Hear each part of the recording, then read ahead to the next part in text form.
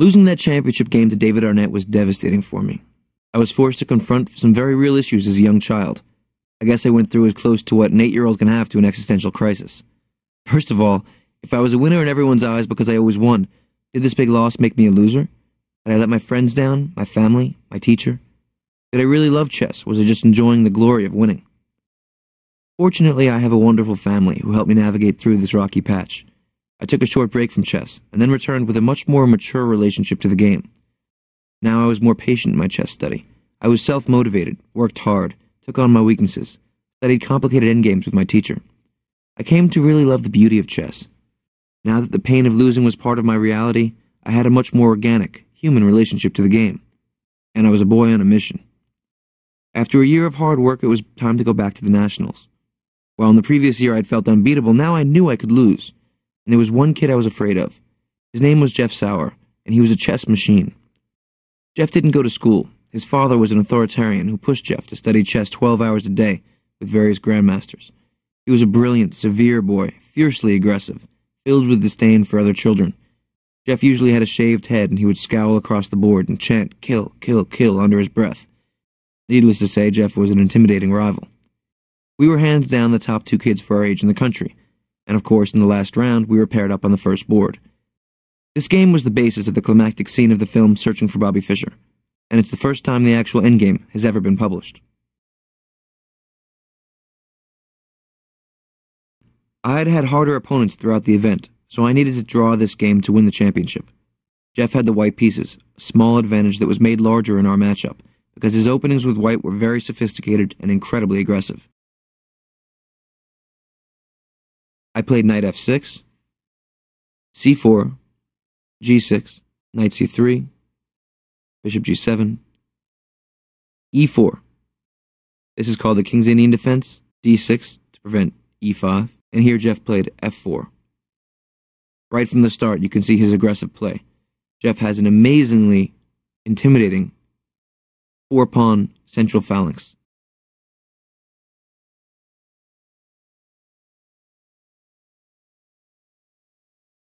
I castled. He played knight f3, knight bd7, and e5.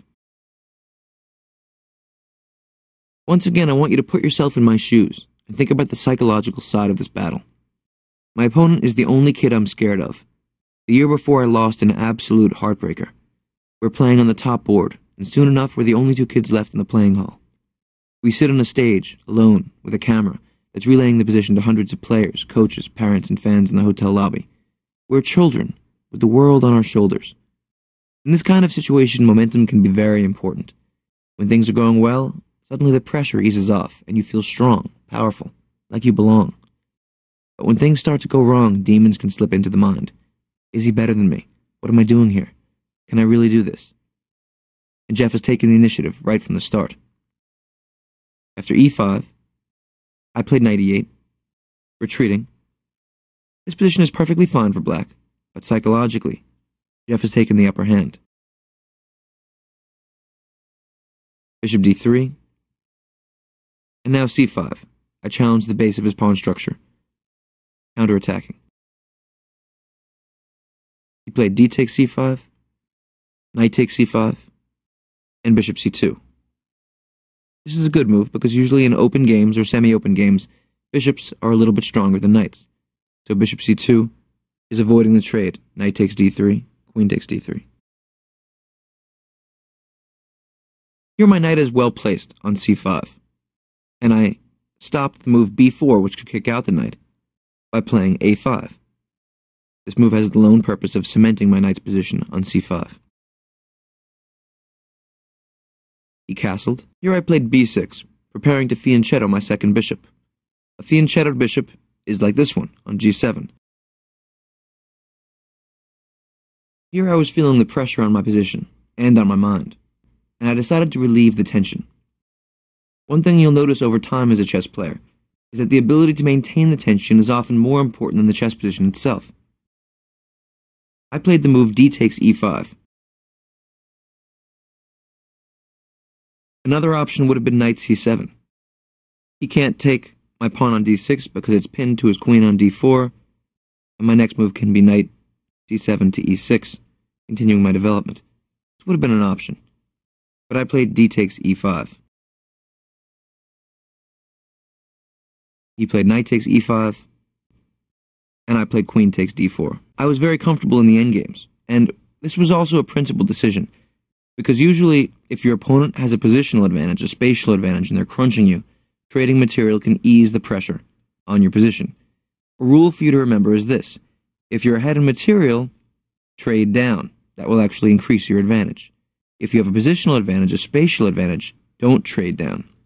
So here he has a spatial edge. He's trying to squash me slowly, so trading queens I thought might relieve some of the pressure. He played bishop takes d4, rook d8. And now Jeff made a very concrete decision, a specific decision. He played bishop takes c5. From one perspective, this violates a rule. This is an open game, and a bishop was usually a little bit better than a knight. But his decision was very strong, in fact, because what he recognized is that my pawn on c5, after b takes c5, would be a weakness. And that became a weakness he lasered in on. He played knight a4. And here you can feel it. Things are a little bit wrong. If I play the move rook c8, defending my pawn on c5, you see what white can play? Think about the space left behind. What's white's best move? That's right, knight d7 is a very strong move. The rook on f8 is hanging. It can't move. It's trapped in there. It's smothered by my own pieces. So in this position, in order for me to defend my pawn, I have to take his knight on e5. I played bishop takes e5, f takes e5. Now I could have played rook c8, but I decided not to. The problem with a move like rook c8 is that he has all the development, everything to play for. He plays rook c to d1. His next move will probably be rook down to d7. Another important chess principle to think about is the rook is very strong on the 7th rank. My first teacher, Bruce Pendolfini, used to tell me that a rook on the 7th rank is called a pig, because it can just pick off all the pawns, eat everything. So you can think about that idea. A rook going to the 7th rank is always a very strong thing. Two principles of rook development. One is the rook belongs on open files. In this position, instead of playing a passive decision, like rook c8, I decided to try an active chance. I played rook d2. My idea was very specific here, and I made a pretty deep calculation. I'll show it to you. Now I'm bringing my rook to the 7th rank, which looks very active. If he moves his bishop, for example, do you see what I had in mind? Rook takes g2 check, right. A very strong move. His king has to move to h1, and now, in this position, I have forced mate in 2.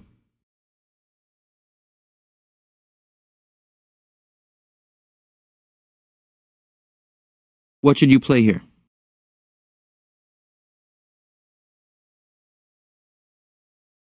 Excellent. Very good. His king can't move to g1. He has to block with rook f3. And now, of course, you see mate in 1, right? Good move. Bishop takes f3. Checkmate. This would have won the game right away. So after rook d2, obviously, he couldn't just move his bishop. He played rook f2. Of course, I had seen this. My idea was to trade off these rooks and then activate my rook by opening up the center, or by forcing him to weaken his pawn. I played rook takes f2, king takes f2, and f6. So, in this kind of situation, where my opponent has an advantage, I have a very weak pawn on c5, what I've tried to do is make the position very specific. I'm trying to activate my rook on f8 with tempo. I played rook d2, I gave up my rook that was on the open line to trade down, bring his king into an open file. f6 tries to open it up. So if you were to play e takes f6, then I can play either rook takes f6 check, or better yet would be knight takes f6. This indirectly defends my pawn on c5. Do you see how? What if he plays knight takes c5? What should I do?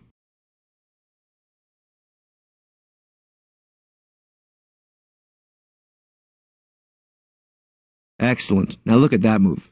It's not only a discovered check opening up a rook's attack on the king, but also knight e4 is attacking the king itself. This is called a double check by discovery. The king has to move, getting out of the check of the knight and the rook, goes to g1, say, and then knight takes c5, I've won a piece. This would be fantastic. So in this position, after knight takes f6, you see indirectly I've defended my pawn on c5, and I'm threatening discoveries, so he'd have to move his king.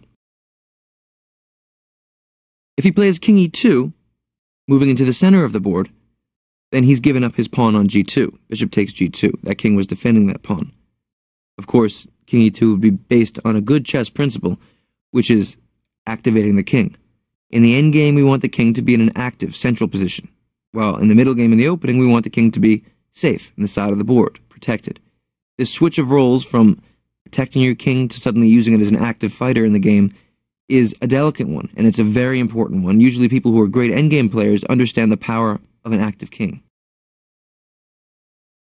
In this particular case, the king has to defend the pawn on g2, king goes back to g1, and now I have a lot of options. I can defend my pawn with knight d7, I can play rook to c8 to defend the pawn, or I might even consider giving up the pawn to play for activity. There are a lot of options here. You see, I've opened up the game with f6. But of course, Jeff is a very strong chess player. He's not going to go into that. He played the best move, and it was one that I saw. He played e6. This was the critical position to evaluate. In fact, when I played bishop takes e5, we had to see this position. My idea was, I knew that he would win the c5 pawn, but I thought he'd be unable to defend his e6 pawn later. For the rest of this game, I want you to put yourself in my shoes. My fight is your fight. Obviously, my opponent has an advantage. I have pawn weaknesses, he has better development, he has a very strong bishop eventually coming into the game on c2, his rook's going to be coming to d1. We have to defend. We have to use all of the resources we can find. After e6, what do you think I did? I played knight d6. Initially, you might think knight c7 is the best move, because it immediately targets the e6 square. And here he can play knight takes c5, with tempo against my bishop, and he has all the activity plus a pawn. If I play bishop c8, he can play a move like rook e1, defending the pawn, or he could also consider rook d1, giving up the pawn and taking a lot of activity. I didn't want to do that yet.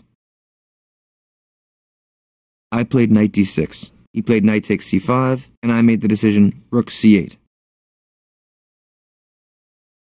This was the key to my calculation. I was willing to give up the bishop, which was tricky, because after knight takes b7, which is what he did, I recognized that I could pile up on his e6 pawn, with my knight, with my rook, and eventually with my king by making the moves king g7, f5, and king f6, and he wouldn't be able to defend that pawn enough. We'll see that in a moment. Knight takes b7, he defends his c4 pawn by playing b3, knight c5, rook e1. Now I played rook c6, piling up on the e6 pawn one more time. He played bishop e4. And now, can I take the pawn on e6? No. Rook takes e6 would have been a big mistake because he can make the move bishop d5, pinning the rook to the king. Now the rook can't move, it would be illegal because it opens up attack on the king, and if the king moves, he can take on e6. If I play the move knight d3 check, this can be a little tricky because now I have a counterattack with a fork. But do you see what white should do here? Now I can play bishop takes e6 check. The king moves, and now we see why the king came to the f1 square. King takes e1, and white's up a piece and winning the endgame. So, if you go back, after bishop e4, rook takes e6 would be a mistake because of bishop d5, and the tactics are very good for white. The key is that in this position I had seen that I could play the move rook a6. And in fact, I had seen this position when I played bishop takes e5. When I had to look at this position initially, he had this attack on the c5 square. I decided I could gain counterplay with the variation bishop takes e5. This kind of resourceful play is at the center of defending bad positions, and you can see I'm 1 year older than that last game that you saw me lose to David Arnett. I got into a little trouble and then fell apart. The critical move in this whole calculation is a quiet move. In this situation, to go into this, I had to see that I couldn't take on e6 because of bishop d5, but after the move rook a6, this is the key. He can't defend his e6 pawn, because after bishop d5, you see what I had in mind? What's black's best move?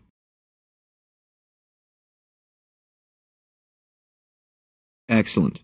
Very good move. Knight d3 check, working the king and the rook, and I win the exchange, meaning I win rook for knight. He plays king f1 or king e2, I take on e1, king takes, and now I have a rook for a bishop and pawn. I'm fine. So in this position, I'm threatening the e6 pawn, and he can't defend it. He can't play bishop d5. My next move can be possibly knight takes e6, but more likely just king g7, getting out of any potential pin. Next I can play f5, king f6, and then I can take the pawn. No problem. That kind of quiet decision in the middle of a long calculation is difficult, but it's often the key to keeping your game alive when you're under pressure. You see, when people have winning positions, they often calculate very well in tactical variations. They see, if I do this, they're looking very hard for quick wins, forced variations. But they might overlook a subtle defensive nuance, like this, a quiet move. Keeping the attack on the e6 pawn and eyeing the d3 square. Now his bishop had to move back to c2. Black to move here. I have a few choices. I can take on e6 with the knight, I can take on e6 with the rook, or I can make a quiet move, like king g7, with the idea of f5, king f6, and only then take on e6. What would you do? Here, white's position is better. It's important to realize that. He has a bishop and a rook against a rook and knight. Now, usually as a rule in chess, a bishop and rook are a little bit better than a rook and knight, while incidentally, a queen and knight is usually a little bit better than a queen and bishop. Part of the reason that's so is that a queen and bishop kind of replicate one another, while a queen and knight can have a beautiful harmony in the way they can develop attacks. In this situation, though, he has rook and bishop against rook and knight, which is good for him. Also, when you're trying to navigate the differences between bishop and knight, which are both supposedly worth 3 pawns, the context is very important. One way of navigating it is if it's an open game, usually a bishop will have a little edge. Another thing is that in endgames, when play is on both sides of the board, that'll help the bishop out. The reason for this is obvious. A knight can move to all the squares on the board, both light and dark squares, but it takes some time to travel long distances. For example, moving from the king's side all the way to the queen's side is going to be time-consuming, while a bishop can jump from king's side to queen's side in one move. So in this situation, white has a queenside majority, and ultimately black will have a central and kingside majority. This is a good situation for a bishop usually, because play is on both sides of the board. So here I have to decide. Basically, do I want to play knight against bishop, or rook and knight against rook and bishop? So the two basic solutions are rook takes e6 or knight takes e6. I played rook takes e6, and I'm not convinced this was the best move. You see, another element of this decision is that I want to maximize complications here. Point being, he has a better game. His king is active, his pawns on his majority side are a little bit more advanced, and he has a bishop against a knight. So if I play knight takes e6, I'm keeping more material on the board. We've got even pawns, he's got rook and bishop, I've got rook and knight, but I can mix things up. With the rooks on the board, there's more room for complications. On the other hand, I had a passion for the endgames. You see, I studied the endgame with my teacher Bruce Pandolfini very intensely, and I had a lot of confidence on empty boards. I was good at discovering hidden nuances in that kind of game, and you'll see that as this game progresses. So when I played rook takes e6, I felt comfortable with the type of struggle that would be coming.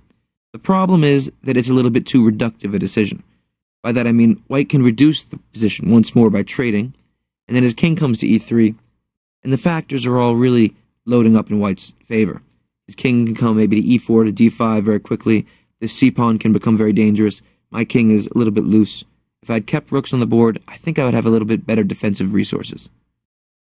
But my teacher tells me that I was a real nightman as a kid. Apparently I had tremendous skill handling knight maneuvers. I was very confident in this position, even though I knew I was worse.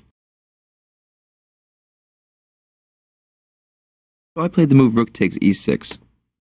Knight takes e6 was probably a little bit better.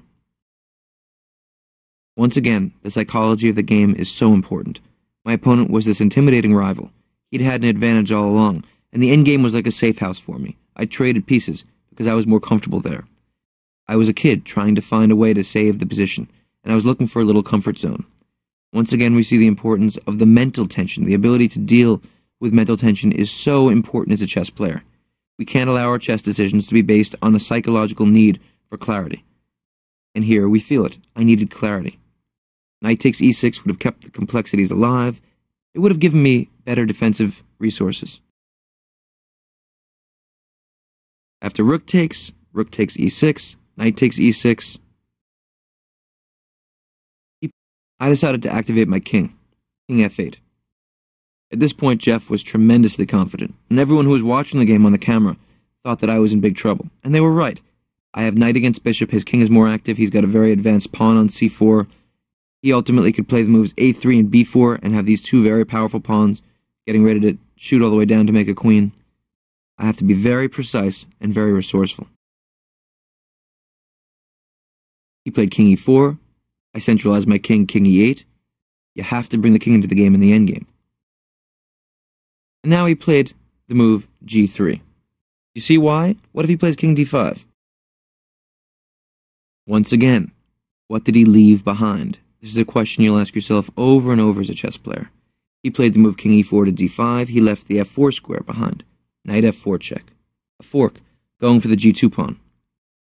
Now if he goes back, I just take on g2 and I've won the pawn. If he plays forward, king c5, with the idea of going after my a5 pawn, after knight takes g2, king b5, I can play the move f5, stopping his bishop from coming into the e4 square. And after king takes a5, e5, we've got a completely wild endgame. I've got central pawns flying up the board. He's going to have queenside pawns flying up the board. My king can defend the queenside to a certain degree. This will be very complicated, but I like my chances. This would have been fine. So he wanted to play king d5, but he wanted to stop knight f4. Put those ideas together, g3. I played king d7. Now if I get one more move, like king d6, my position would be fine. Suddenly I've shielded off his king.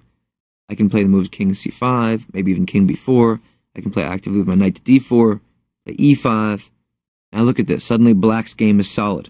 I'm coming into the attack. Unfortunately, there's no time for that. He plays the very strong move. What should white play here? Look for an active central move with your king. Here Jeff played the very powerful king d5. A fantastic move. And now white really secures his initiative. You'll also notice that there is a position of mutual zugzwang between his king on d5 and my knight on e6.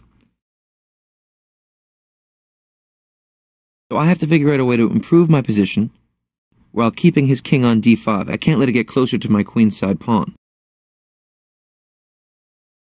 Another more specific possibility would have been to play knight c7 check, king c5, and then e5, trying to start with an attack. The idea of playing knight e6 to d4, to try to go after his bishop and get my e-pawn rolling. This would have been complicated, possible. I didn't want to do it. Here I kept his king locked into the d5 square, and I played f5. This is a dangerous decision. You see, in general, I've weakened the e5 square very much, and I put my pawns on the color of his bishop. Those can be targets. And now we've reached this position. This is a battle for the national championship between 9-year-old kids. Huge amount of pressure for such young boys. And the battle's just begun. He played a3. We see his idea. He's going to play b4 next and start those pawns rolling. I have to make something happen. I played h6. My idea is to eventually play g5 and f4, start building. Of course, my f5 pawn is attacked by his bishop, so this is just a preparation move. I realize I can't really move my knight on e6 because his king would come to c5, but I'm getting ready for things down the road. Also, my pawn not being on h7 is one less target for his light-squared bishop. He played b4. I took on b4, he took on b4, and I played knight c7 check. And he played king c5. Put yourself in my shoes. What should I do? Well, okay. We see that his queenside pawns are getting ready to shoot up. The best defense is a counterattack. I have to start expanding my pawn structure. I played the move e5. His last move, he could have had the option of playing king e5 instead of king c5. This would have stopped this counterplay a little bit, but it would have given less support to his queenside pawns. This might have been the better decision for him, but after king c5, I played e5, trying to counterattack. He played bishop a4 check. What should we do now? I have the active move, king e6, or the defensive move, king c8. What would you do? This active decision plays by some chess principles. The king is active, it's in the middle of the board, it's in the center. That would be one thing. The problem with it is that after king b6, defending the knight, I'm hanging on by a thread. What can white play? Very good. c5 check. The black king is in big trouble. You see the bishop guards the d7 square, the king has to move away, and I lose my knight on c7. Removing the defender, another very important tactical principle. So if I play king d6, we see that c5 check moves the defender. The e8 square is defended by his bishop. The only other option for my knight is knight a8 check. Now do you see what white can play? Good. King b7. The knight is attacked. It can't move to b6 or c7, the only two legal options, because those squares are both covered by the white king. I'm going to lose the knight, and I'm going to lose the game. As a rule, you can think about the knight as a piece which is very good in the center of the board. On the side of the board, on squares like this. So the active-looking move, king e6, would have been a big mistake. Move after move after move. If we're defending a bad position, we have to make the best move, the only move sometimes. Keep the battle alive. Bishop a4 check, king c8. He played bishop c6. Now I decided to push my pawn, e4. I'm creating some counterplay. I have to make him worried about something. He played b5, expanding his queenside pawns. You see, his bishop can so easily defend on the king side while attacking on the queen side. If I play a move like e3 after bishop f3, he's defending the e2 square. His bishop is also guarding squares like b7, so it can support the queenside advance. This is the power of the bishop in an endgame, which is taking place on two sides of the board. This is why bishops are usually a little bit better than knight in this kind of endgame. I did play e3. He played bishop f3. And now knight e6 check. I'm generating all the counterplay I can. He played king d5. My teacher used to always tell me, reverse the move order. You see, if you go back 2 moves, if I had played knight e6 check first, he couldn't have played king d5.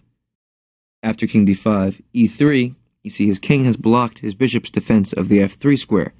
Suddenly he can't stop my e3 pawn, and I'm winning the game. So, if I had played knight e6, king d5, e3, king takes e6, e2, that's very good for me. I'm waking a queen, and I'm going to win that position. So after knight e6, he would have had to play king d6, and then I have the d4 square to play with. I can either play e3 here, or knight d4, and then e3. Generates a little bit more counterplay. I should have reversed the move order. I played e3, bishop f3, knight e6 check, king d5. Now I went after his bishop, knight g5. He played bishop e2. One thing you should recognize about the knight is that when it's diagonally away from another square with one square in between, for example the knight and this pawn, there's one square in between, it looks close, but in fact it takes that knight 4 squares to get there. For example, knight e4, to f6, to g4, to e3. So this knight is 4 moves away from that pawn on e3. That's a long way. That pawn is vulnerable. Of course, I realized that. What my idea was to hopefully give away that pawn and get my king to the c5 square. gain some kind of blockade. Now his pawns are on the same color square of his bishop, which means they're well defended, but he can never get to the dark squares. This would give me good drawing chances. That was my idea. I played king c7, and now he played king e5. He wants to go to f6, to g6, to take my pawn, to eat up all my kingside pawns. But this was a small mistake. He gave me a chance here, and I felt it. I remember the feeling well. My skin perked up. I realized, wait a minute, there's something here. Let's put things together. Okay, we know he has a dominant position. My pawn on e3 is very vulnerable. It's going to get lost because my knight can't defend it. It's just too far away. He has the queenside pawn majority. This is a big thing, because if I get all consumed with dealing with these pawns, he can take my pawns on the king side. He has an active king. My king is purely defensive. He has a bishop against a knight. His bishop can cover the king side and the queen side in the center all at once. On the other hand, I do have some things working for me. A typical way of converting this kind of endgame advantage for the dominant player, in this case white, is to eventually give up all the pawns in one direction to take all the pawns in another direction. But what I realized is that his h-pawn, and this might seem insignificant now, this pawn right here, is actually on the wrong color for his bishop. What do I mean by this? Well, let's imagine that we've reached a position like this. Let's say I've given up my knight for his remaining pawn, and what he's left with is an h-pawn, a bishop, and a king. This looks completely winning. The trick is that this is a winning position, and this is a drawn position. And understanding that kind of idea, it can give you a beacon to aim for. Let me show you why. Here, inevitably, I'm going to get to the corner. That's where I have to go, and that's where my drawing chances remain. So let's say I play king f7, he plays h4, and my king goes to g7.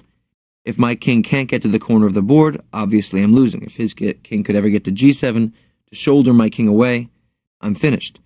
But if my king can get to the h8 square, then there's no way he can ever get me out. His king comes up here, his bishop can go wherever on the board it wants to, doesn't matter how much he moves. His pawn comes up. In this position, it's stalemate if it's my move. My king can't go to g8, h7, or g7. It's my move. I have no legal moves, and I'm not in check. This is a draw. This is stalemate. If it's his move, if he makes a move like bishop f5, I go to g8. If he moves bishop to e4, I go back to h8. I go back and forth, back and forth. If he plays h7 check, I go to h8. Now, if he moves his king to h6, it's stalemate once again. My king has no legal moves. If his king goes back to g5 or h5, taking away the stalemate reality, I just go back to g7. Now I'm guarding the h8 square, so we can't make a queen. He moves, and I move back, back and forth, back and forth. If he ever comes up to f6, it's stalemate. h6, stalemate. g6, stalemate. His bishop can never kick me out of the corner, and this is a drawn endgame. Now you remember I said if his bishop had been on d2, it would be winning. Why is that? Well, let's look towards the end of the game again. King f7, he moves his pawn up. I head for the corner. He brings his king in. And now when we reach this position, back and forth, now white wins very easily. He just plays h7 check, king h8, and bishop c3 is checkmate. The bishop is on the right corner. So, in this kind of situation, if I can recognize that if his bishop is on e2, it's a draw. If bishop is on d2, then he's winning. If he can control the queening square of a pawn that's on the rook file, it's winning for him. If he cannot control the queening square, meaning in this case the h8 square, then it's a draw. So that's something that I can recognize going back to this position. So if we look here, if I can get my king to blockade these pawns, if I can somehow pick them off eventually, and if I can get rid of this g3 pawn, then I can sacrifice my knight for these two pawns over here, race my king to the corner, and even if he takes all of my pawns, I can draw the game. This is the kind of thing we have to recognize. If we're defending a losing position, we have to see every little last chance we have. In order to do that, of course, we have to have clarity of mind, we have to be calm, we can't get caught up in the downward spiral like I did in my game against David Arnett. If we maximize our chances, often we can save losing games. Now, of course, I want to make one last point. Let's imagine we have a position like this. In this kind of situation, I can't take the pawn on g3, because now he would take h takes g3. If the pawn is on the knight file, bishop, king, queen, bishop, or knight file, and the B, C, D, E, F, G, or H files, he's winning regardless of what color his bishop is. His pawn can simply come down, and when we reach this kind of final position, there's no stalemate option. His bishop can check me. I move any queens. Or, if his bishop here, for example, is of a dark square, he can just make a move. And then, when I move here, it's checkmate. If my bishop were off the board and it was white's move, king g6, the only move to defend the pawn would be stalemate. With the bishop on the board, bishop goes back to c3, king h7, king f7, and next move will be g8 queen. So the only way this works is with an h-pawn, a rook pawn. I played knight e4, king d4, king d6. I've succeeded in blockading him a little bit. He played king takes e3, king c5, just where I wanted to go. Once again, I've given up a little bit of material to achieve my blockade. Now we know, as a distant goal, if I can get rid of these 3 pawns, I can save it. Here he played the move g4, an indicator that maybe my opponent doesn't realize this thing. Now this isn't so much of a bad move. I have ideas. I can play knight d6, back to e4, back and forth. I can slowly play moves like g5, shouldering his king away. You see, he can never kick my king off of the c5 square. So what he has to do is figure out how to play on the king side. This was part of my plan. I've created a blockade successfully, and I can wait. Him playing g4 is good in that he has the idea of opening up some weaknesses on my king side. If, for example, he can make this trade, he can then play king f4 takes f5. It's not so simple for me to get rid of these 2 pawns with my knight. Why is that? Well, let's imagine this position. If I play knight d6, I can't take on b5 because he can take with my pawn. If knight takes c4, you see how white can win here? Bishop takes c4. And then if king takes c4, suddenly my king is behind the race of the b-pawn. b6 to b7 to b8 queen. I can't catch up. So in fact, his bishop guarding this one square on c4 guards both of these pawns. This is his idea. It's very important to do this kind of visualization work when you're playing an endgame. You have to see, okay, if this happens in general, what's his plan? If that happens in general, what's my plan? I want to aim for this. Okay, I understand that. Then you can make the tactics go in the direction of what you've figured out strategically. First you make your plan, then you figure out how to make it happen. So when Jeff played g4, what he realized is that if he creates a kingside weakness, his bishop alone might be able to guard the c4 and b5 pawns, make his king run to the king side, and win the game. g4 actually looks like a winning move. I played knight d6. My idea with that, of course, is I can't take on g4 because my knight would be hanging. My pawn is defending my knight on e4. That would be removing the defender of my knight. By playing knight d6, I free up my pawn to take on g4. He played king f4. Everyone in the audience thought I was completely losing in this position, but I had the sense that maybe there was something. g5 check. King e5. Now I played f takes g4, and he played king f6. He can't take on g4 because then his pawn goes. On c4 I can play knight takes c4 check, and then I take on b5, and then I can draw the game. His plan all along, though, was to play king f6. You see, what Jeff's idea was his bishop can always hold these pawns. His king can ultimately win all my kingside pawns. Here I want you to do this calculation with me. I have to find my chance. I played g5 check, king e5, f takes g4. Now I'm going to show you a few more moves, and then I'm going to return to this last position and let you calculate from there. Okay, so that's what you need to evaluate. So from this position, I'm going to say the moves, you're going to calculate in your head, and then I want you to find the best move. g5 check, king e5, f takes g4, king f6, g3, a good tactical move, trading off that final pawn. H takes g3, knight e4 check, king g6, knight takes g3, and bishop d3. This is the position that Jeff, me, the whole audience, everyone calculated to. Everyone thought that I was losing. Except in this position here, in front of you now, when I played g5, I saw the next move, and I saw that I actually had some interesting defensive resource. You see, the idea of the relationship between bishop and knight is that a bishop separated from a knight in this way, a bishop and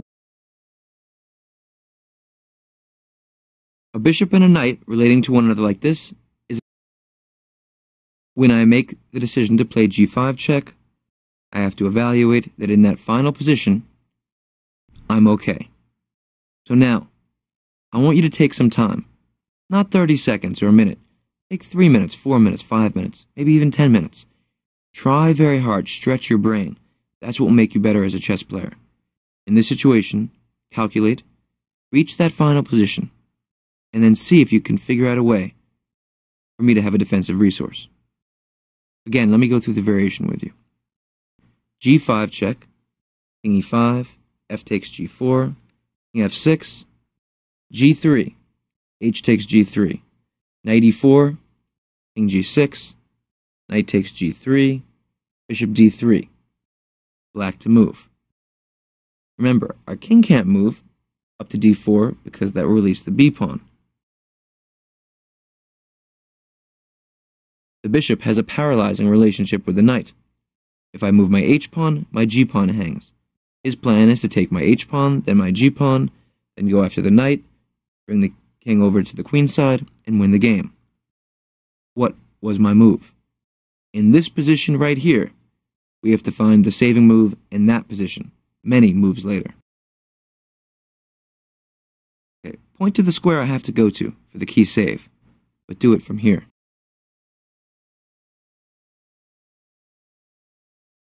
Okay, you didn't see it. Take a look at it from this position.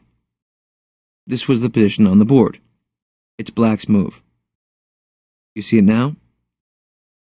I can't move my h-pawn because my g-pawn goes. Knight to the corner, h1.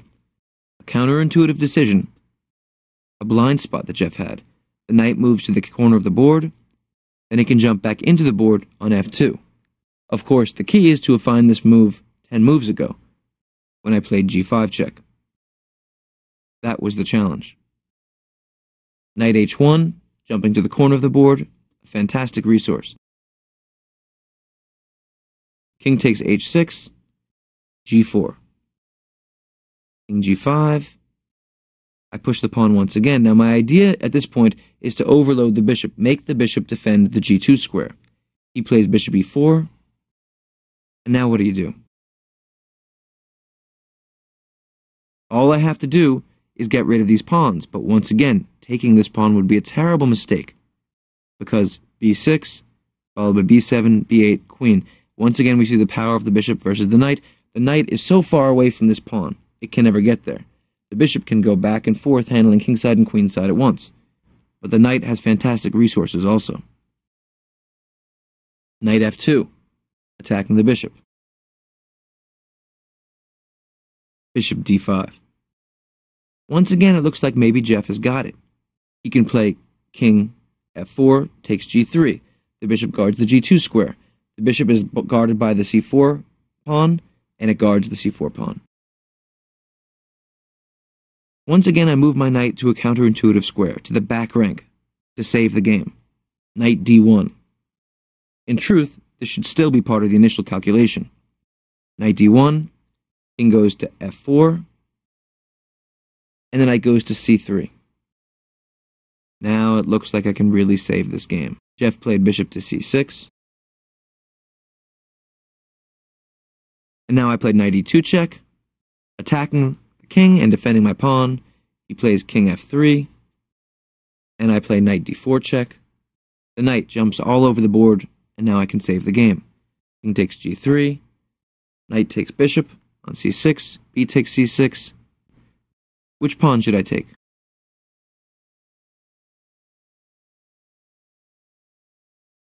Yes, that's the right pawn. I have to take the more advanced pawn. King f3, king c5, king e3, king takes c4, and I've saved the game. 2 kings are left on the board. It's all over. It's a draw.